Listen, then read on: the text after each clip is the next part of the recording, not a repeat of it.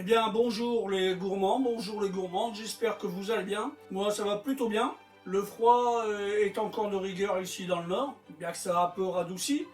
Mais bon, c'est pas encore l'été, hein, on est loin de là. Donc on va se faire un petit plat qui réchauffe, qui réconforte.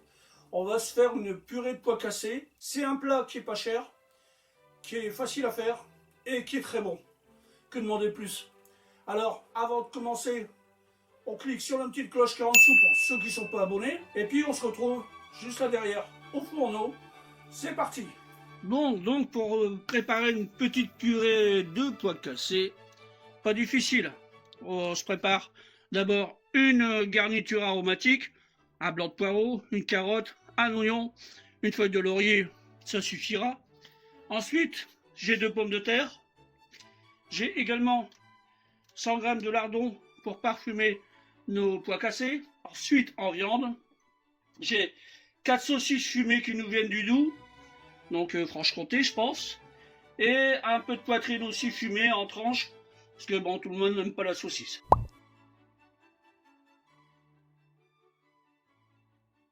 Voilà, c'est parti, on se retrouve tout de suite après. J'avais juste oublié qu'il fallait aussi du bouillon. Alors je vais faire un bouillon de volaille.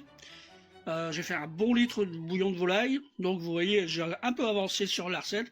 J'ai coupé mes petits légumes, pommes de terre, carottes, poireaux, et j'ai pesé mes 500 g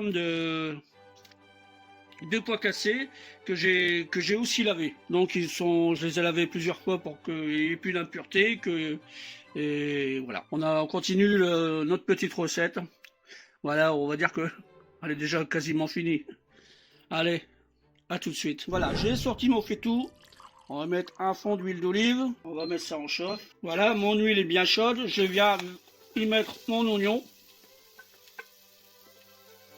Alors, c'est un oignon qui nous vient de la ferme, hein, comme le reste des légumes d'ailleurs. On a une ferme ici pas loin, donc on privilégie les circuits courts. Et puis, bon, ça aide un peu les agriculteurs. On voit dans quelle mouise ils sont en ce moment. Donc, autant faire profiter nos agriculteurs du coin. Voilà, voilà. Idem pour les pois cassés. Là. Les pois cassés viennent de Merville, donc à moins de 20 km. Voilà. Donc je fais revenir un peu mes oignons. Je vais les faire suer un peu. Mes oignons commencent à être bien revenus. Je viens avec ma garniture aromatique. Mes pommes de terre, ma carotte. Enfin, mes pommes de terre, ça fait partie de la garniture aromatique. Mais je les mets maintenant aussi comme ça. Ce qui fait, il n'y a plus à faire. Je mets également ma feuille de laurier. Et j'enrobe tout déjà avec de la matière grasse. Je viens ensuite y mettre mes lardons. Ça va apporter du goût, mais également un peu de gras.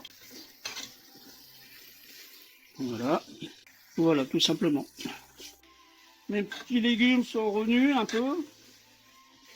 Voilà, ben, je vais venir ajouter tout simplement mes pois cassés que j'ai préalablement bien lavés pour éliminer les impuretés, tout ça. Hein. Et je vais faire pareil, je vais tout bien mélanger pour dire de rouber mes petits pois avec un peu de gras. Et je vais venir mouiller avec mon bouillon de volaille. Ah, c'est bon.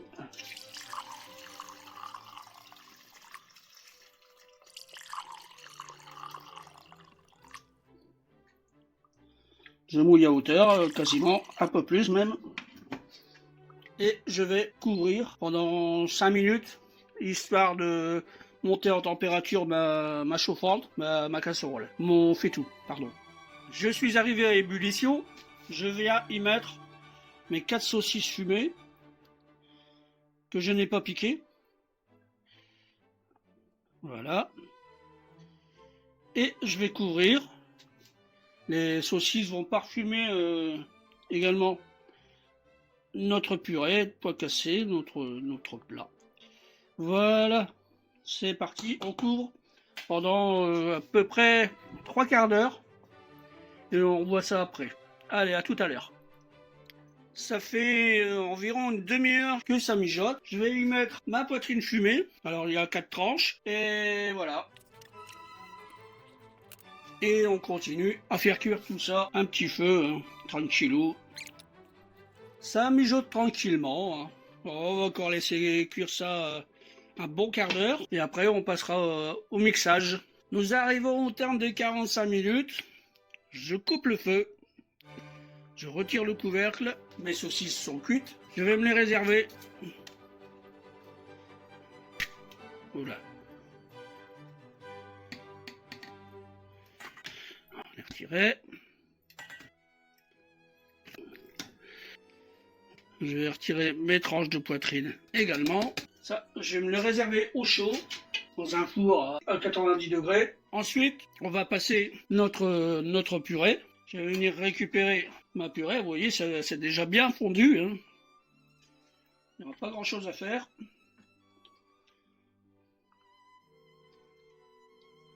Hop. Je récupère ma feuille de laurier. Alors, je finis ça et je vous reprends. J'ai récupéré mes pois cassés et puis ma garniture, tout est là. Hein. J'ai gardé le jus. On ne sait jamais si la purée est trop épaisse, on pourra toujours la détendre avec. Donc je viens avec mon passe-vite. Alors j'ai mis des trous assez gros pour qu'il reste un peu de mâche quand même. Et tout simplement, je vais venir passer ma purée, enfin mes pois cassés pour les réduire en purée. J'adorais faire ça quand j'étais minot, quand ma grand-mère faisait des pois cassés. Ah, c'est moi qui passais au passe-vite, parce que j'adorais ça, je sais pas pourquoi, mais c'était comme ça. Voilà, donc je passe tout au passe-vite et on se reprend après. Voilà, on arrive au bout. Le résultat, je vous le fais voir, vous croyez? Voilà le résultat. Et c'est pas fini. Et voilà notre purée.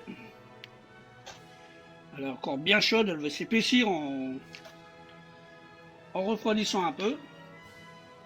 Là, elle est vraiment brûlante. Et on va mettre un soupçon de crème. Un soupçon de crème liquide. Une bonne cuillère à soupe, on va dire. Voilà, je remets en chauffe un petit peu pour garder au chaud et laisser évaporer encore un peu. Voilà, j'ai goûté, c'est super bon. Je vais juste ajouter un peu de poivre.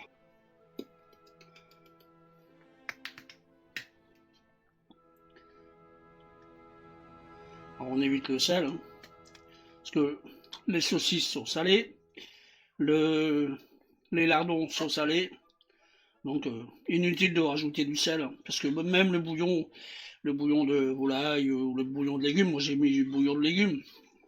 Vous pouvez mettre du bouillon de volaille, hein, ça va à votre convenance, mais les 3/4 des bouillons sont archi salés, donc inutile de rajouter du sel. Voilà, notre purée est prête, elle est bien onctueuse, il ne reste qu'à déguster. Alors on se fait une petite assiette de présentation quand même. Bon, j'ai goûté, c'est très bon. Ma purée est bien onctueuse, on va pouvoir passer à table. Et voilà une très bonne purée de pois cassés.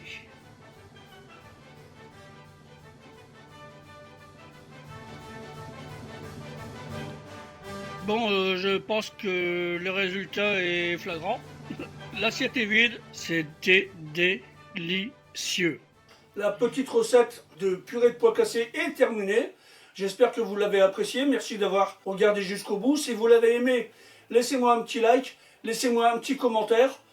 N'hésitez pas à partager sur vos réseaux personnels. De mon côté, j'ai une petite annonce aussi à faire. J'ai créé un groupe Facebook où mes abonnés ou mes futurs abonnés pourront se retrouver, échanger des recettes, échanger des bons plans, des astuces culinaires, etc., etc.